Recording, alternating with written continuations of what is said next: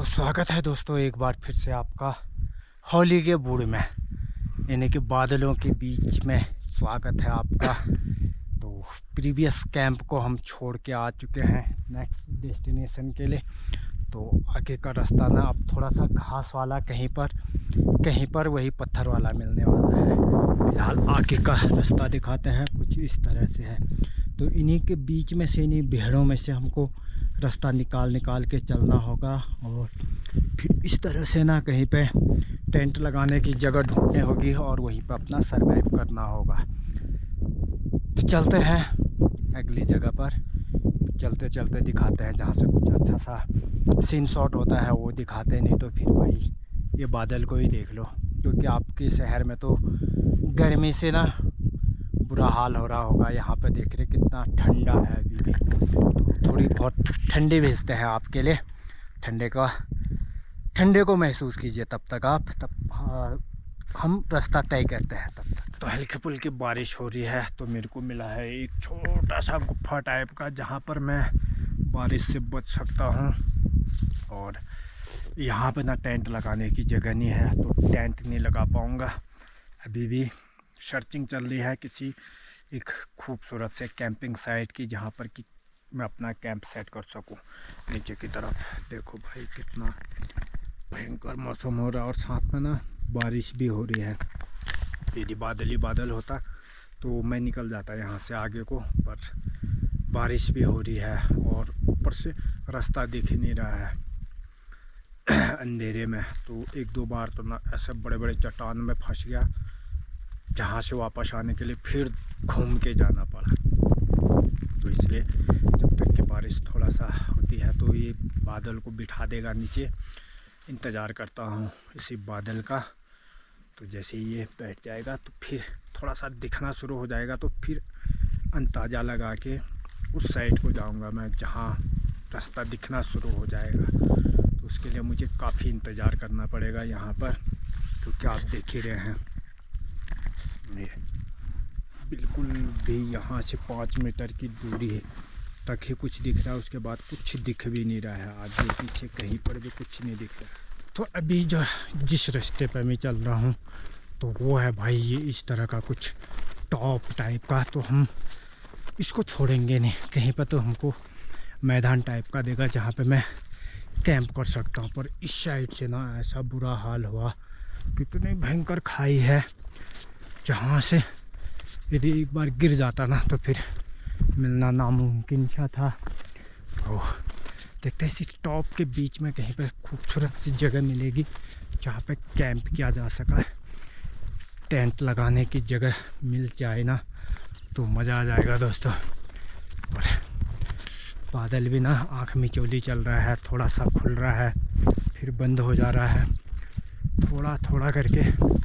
इसी तरह का खूबसूरत सा नज़ारा है हिमालय में। मैं सोच रहा था यहाँ पर अपना टेंट लगाने की, यहाँ पर ना बरसों पुराने लकड़ी वगैरह हैं बकरी वालों के, अपना जो छाने हैं ना उसको बनाने के लिए वो इसका यूज किया करते होंगे। ये देखो सड़ चुका है पूरा, इसका मतलब कि ना काफ़ी सालों से वो इन जगहों पे नहीं आए हैं। ये पूरा सड़ा हुआ है, ये ख़त्म है पूरा का पूरा। तो सोच रहा था यहाँ पर लगाने की, पर देखते हैं हम भाई, पानी टपक ही रहा है यहाँ पर भी। तो एक बार फिर से कैंप सेट हो चुका है भाई यहाँ पर। बड़ी मुश्किल से इतनी मेहनत करने के बाद ना इतना अब डाउन, वो भी ऐसी जगह पे जहाँ फंस जाते शायद एक कैंप भी नसीब नहीं होता। पर फाइनली ऊपर वाले की कृपा से ना कैंप लग चुका है। अब आराम है भाई, थोड़ी देर के बाद खाना बनाता हूँ, खाना खाने के बाद सो जाता हूँ। फिर देखते हैं मौसम कैसा बिहेव करता है। अगर मौसम ठीक ठाक रहता है तो फिर थोड़ा सा एक्सप्लोर करेंगे, नहीं तो फिर सोए रहेंगे भाई जब तक मौसम अच्छे से खुल नहीं जाता। तो कैंप कितने खूबसूरत जगह पे सेटअप है भाई मेरा, आप ज़रूर बताएं, क्योंकि इस जगह पे ना बहुत ही सुकून है, बहुत ही मैदान टाइप का है, मस्त वाला देख सकते हैं आप। चाहे भाई यहाँ पर अब ना बादल भी लग जाए तब भी कोई दिक्कत नहीं है, क्योंकि अब यहीं पर मुझे 1-2 दिन रहना है। गैस वगैरह सारी ख़त्म करके जाने हैं भाई, बहुत भारी हो रहा है, सारे रास्ते भर इन्हीं को ढोते ढोते ना हालत ख़राब हो चुकी है। हालांकि धीरे धीरे करके मौसम हल्का फुल्का खुल भी रहा है। अगर नहीं भी खुलता है तब भी बहुत ही सेफ जगह है, तो यहाँ पर ना मैं काफ़ी दिन तक रह सकता हूँ। पर देखेंगे, यहाँ पे भी ज़्यादा तो नहीं, 1 या 2 रात ही रह पाएंगे, क्योंकि लग रहा ना इसमें नीचे से पानी का तालाब टाइप का है। अगर ज़्यादा घनघोर बारिश जब हो जाएगी ना तो ये सारा गीला हो जाएगा, तो उसमें थोड़ी सी दिक्कत हो जाएगी। तो अभी प्रोग्राम है मेरा, या तो चावल बनेगा या फिर दाल चावल, या फिर मैगी के साथ रोटी। देखते हैं, पहले पानी लेने जाते हैं। पानी कितनी दूर है, पानी जैसे आ जाएगा तो फिर उसके बाद ही आगे का प्रोग्राम सेट हो पाएगा। बाकी ये रहा भाई खूबसूरत मेरा कैंप बुग्यालों में।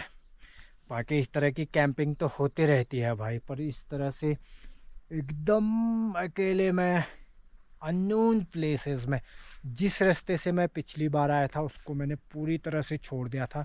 एकदम अलग रास्ते से, एकदम नए रास्ते से मैंने इस बार अपना सफ़र जारी रखा, क्योंकि उस रास्ते पे तो मैं ऑलरेडी आ चुका हूँ और आप भी जानते हैं भाई उस रास्ते को, तो मुझे ज़्यादा बताने में भी मज़ा नहीं आता। इसलिए प्रोग्राम करा कि नई जगह से ना नई रूट को ओपन करते हैं, ताकि वहाँ पे किस तरह से पहुँचा जाए।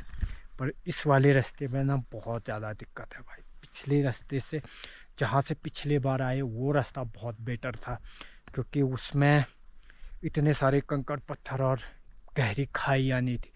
इसमें तो इतनी भयंकर से भी भयंकर गहरी खाइयाँ थी कि मेरा ना 2 से ढाई घंटा पूरा बर्बाद हो गया भाई। पहले सीधे नीचे की तरफ जाओ, फिर ऊपर को आओ, बहुत बुरा हाल है। चलो, इतना करने के बाद फाइनली मेरा जो कैंप मैं सेट करने की सोच रहा था कि भाई इधर ऊपर वाले में कर रहा था मैं इसमें, तो यहाँ पर इतना ढलान है ना, पूरा नीचे तक ढलान ही ढलान। कहीं पर भी जगह नहीं मिली, कहीं पर भी, कि जहाँ से मैं कैंप सेट कर सकूँ। तो इसलिए यहाँ पर हालांकि थोड़ी सी दिक्कत होगी पानी की, पर ना वो काट कूट के पानी को इधर उधर नाले बना लेंगे उसके, पर सेफ जगह तो मिलेगी भाई। डाउन में तो और भी दिक्कत होती। तो ये रहा अपना ब्यूटीफुल सा कैंप। तो मेरी मैगी बननी शुरू हो चुकी है कैंप में आके। पानी वगैरह, ये रहा पानी, और ये मैगी बनाते हैं भाई अब, क्योंकि भूख काफ़ी बढ़ चुकी है, टाइम भी काफ़ी हो चुका है, तो इसलिए मैगी इन माउंटेन यहाँ का। तो मैगी लेते हैं, उसके बाद फिर आराम करेंगे भाई बढ़िया करके। मौसम जब तक ठीक ठाक हो रहा है ना, पूरे मज़े से। थोड़ा सा धूप के दर्शन हो गए हैं, तो कपड़े वगैरह जो भी भीगे हैं ना उसको सुखा लेते हैं। फिर भी बादल ऊपर की तरफ जा ही रहा है, अभी भी हल्का हल्का करके ऊपर साइड को। तो यही थोड़ी देर के बाद ना और बादल अपने साथ लेके आ जाएगा, क्योंकि थोड़ी देर पहले बहुत तेज़ बारिश हुई थी, तो उससे थोड़ा सा मौसम हल्का हो गया था।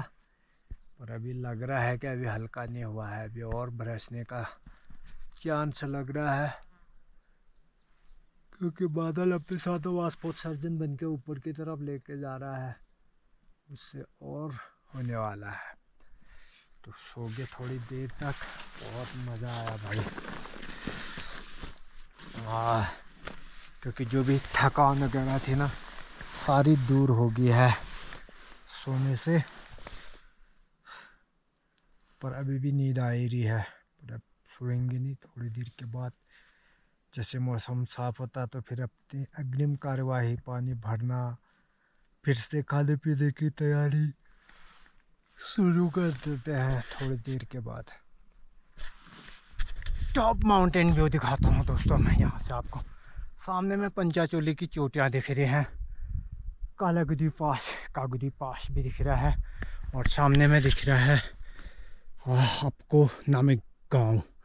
तो अभी मैं कैमरे से दिखाता हूँ आपको बढ़िया करके पूरा, क्योंकि इसमें ना पूरा दिख नहीं रहा होगा। हालांकि पंचाचूली वाली एरिया आपको दिख रही होगी साफ साफ। इसमें बहुत ही खूबसूरत सा नज़ारा, बहुत ही मस्त मौसम खुला हुआ है। तो मौसम खुलने के साथ ही साथ ना सारी जो सीन है वो दिखने शुरू हो जाते हैं यहाँ से। तो ये सामने में है भाई नामिक गांव, ये दिख रहा होगा, ये है नामिक गांव। और इस साइड को आ गया गोगिना। तो सामने में ये रंथन खरक से लेके आपका कागुदी भील पास तक का दिख रहा है। और पीछे को साइड को ये रहा आपका Panchachuli area. Panchachuli first second third दिख रहे हैं, बाकी के थोड़ा सा बादल लगा हुआ है। बाकी खूबसूरत सा बुग्याल आप देख सकते हैं नेटा पास का, बिल्कुल भी मिस मत कीजिए भाई, बहुत ही मस्त नज़ारा है। सामने में बहुत सारे जानवर भी हैं, पर इसमें शायद ही दिख पाएंगे, कोशिश करता हूँ। ये है यहाँ पर थार थरनी आइबैक्स वगैरह हैं, दिख रहे होंगे, हल्के से चलते हुए नज़र आ रहे होंगे। तो बुग्यालों में मखमली घास के मैदान ही मैदान नहीं दोस्तों, इस तरह के बोल्डर भी होते हैं जहाँ पर ना पैर रखने के लिए भी सोचना पड़ता है कि कौन से पत्थर पे पाँव रखें। तो लगता है ना बुग्याल तो भाई बहुत मस्त मखमली घास के मैदान होंगे। मखमली घास के मैदान भी होते हैं इस तरह के जो सामने में दिख रहे हैं, पर इस तरह का रास्ता भी होता है यहाँ बुग्याल वाली जगहों पर। भीग रखा था तो इसको ना मैंने सुखाने के लिए डाला था, थोड़ा बहुत तो सूख चुका है भाई। तो बाकी टेंट के अंदर जैसे ही डालेंगे इसको तो ये सूख जाएगा, क्योंकि रात में ना गर्म कपड़े चाहिए होते हैं। और यार टॉर्च वगैरह कुछ जल रही है भाई मेरी, और ये कुछ दिखा यहाँ पर, तो इसके बीच में से ये देखो, ये इसका बड़ा रोना है। जब इसको जलना होता है तब तो ये जलता नहीं है, अभी इसकी ज़रूरत नहीं है तो अपने आप ही जल रहा है। तो ऐसे ही सेल ख़त्म हो जाते हैं इसके। तो बहुत ही खूबसूरत सा कैंप भाई अपना, जहाँ पे मैं रिटर्न पहुँच चुका हूँ। थोड़ा ही ऊपर गए थे, वहाँ पर से ना बहुत खूबसूरत सा नज़ारा दिखा पंचाचूली वगैरह का, जिसे आपने भी देखा होगा। अब करते हैं आगे की तैयारी, आगे खाने पीने की। और जैसे कि मैं पहले भी बता रहा था, चाय का सामान, चीनी है पर चाय पत्ती नहीं है, तो कोई फ़ायदा नहीं, खाली मीठा पानी पीने से क्या फ़ायदा, चाय पत्ती चाहिए ना उसमें। तो इसलिए सीधे सीधे खाना बनाने की तैयारी करता हूँ। और जैसे ही खाना बन जाएगा तो सीधे सोने की तैयारी। आज तो रात में नींद भी नहीं आने वाली भाई, दिन में बहुत ज़्यादा सो गया था। तो देखते हैं, ऐसे में टाइम पास का कुछ ना कुछ तो साधन चाहिए। मूवीज वगैरह देख लेंगे। तो फ़ोन चार्ज कम है, तो पहले ना फ़ोन को चार्ज कर लेता हूँ। तो जब फ़ोन चार्ज हो जाएगा तो उसके बाद देखते हैं, मूवीज वगैरह दिखाता है ये क्या करता है। तो आज बन रहा है मेरा चावल और साथ में प्याज की मरछानी भाई, क्योंकि दाल वाल कुछ लाए नहीं थे, तो इसलिए प्याज का ही सब्ज़ी बनाएंगे। पहले चावल पक जाए। ये बन चुकी भाई हमारी प्याज की मरछानी और भात। प्याज की मरछानी कैसे बनाते हैं, ये देखो, प्याज को काटा, उसमें हल्दी मिर्च मसाला सब डाल दिया, बस उसी को खाना, उसी को प्याज के मरछाने बोलते हैं हम। सारा चीज़ उसी के ऊपर में डाल देते हैं। तो भाई बहुत ही टेस्ट हो रहा है, मज़ा आ रहा है इसको खाने में। हो चुका भाई अब अपना खाना पीना, और टाइम में हो चुका है 8:41, यानी कि 8:45 का समय हो चुका है। और अंदर को ना लाइट के सहारे से बहुत ज़्यादा कीड़े आ रहे हैं भाई, इसलिए जल्दी जल्दी से करते हैं सोने की तैयारी। कल फिर मिलते हैं आपको एक और खूबसूरत और एडवेंचरस ब्लॉग के साथ। तब तक के लिए स्वस्थ रहे, मस्त रहे, अपना ख्याल रखें और अपनों का भी ख्याल रखें, साथ में देखते रहें Suryavasi channel. Thank you for watching. Thank you दोस्तों।